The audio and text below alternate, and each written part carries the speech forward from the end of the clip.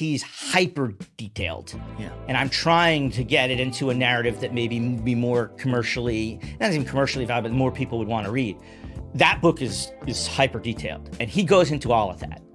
He goes into, basically, he's trying to show people, how do we actually set up the apparatus over time? Some of it evolves. He wants to show the evolution, that you can even try to do regime change, shadow wars type of things when you're, kind of trying to hide it from the world, especially during the Cold War, the non-aligned countries. You're trying to hide it from the American public. And there are operational security issues.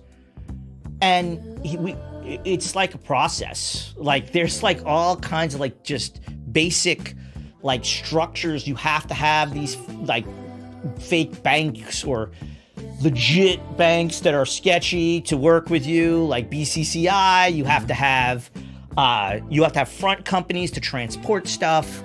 You often have to look the other way when it comes to things like drug money. Like, you're not actually dealing it, but you go in expecting that the people you're dealing with have to fund themselves through other means, and you don't care, which is not good.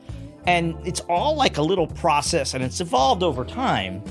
But yes, it involves like all this infrastructure, and at some points, very likely, you're going to have to get people involved who are respectable and get them into some dirty business. And in fairness to those people, I don't know if we should be, but if in fairness, they're being told that you're doing this for your country, you're doing this to help the world, you're doing this to save the world from communism, and they may legitimately believe it, and to some extent it may even be true. Like, communism was terrible in a lot of places.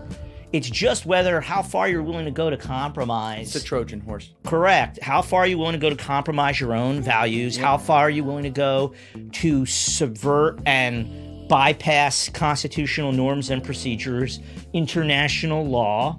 How far are you willing to go to do that? Because once you open that door, it opens up the possibility for all sorts of other shady things that aren't at all involved with saving the world from communism. Listen, the road to hell is paved with good intentions, and the guy who owns the most paving companies is the fucking devil himself. Yep. And so a lot of these people who may claim, righteously so, on the top 1% of what they're actually going to do, hey, by the way, this place has, an audit, dictatorial communist regime that does whatever, which everyone could agree, all right, that's bad.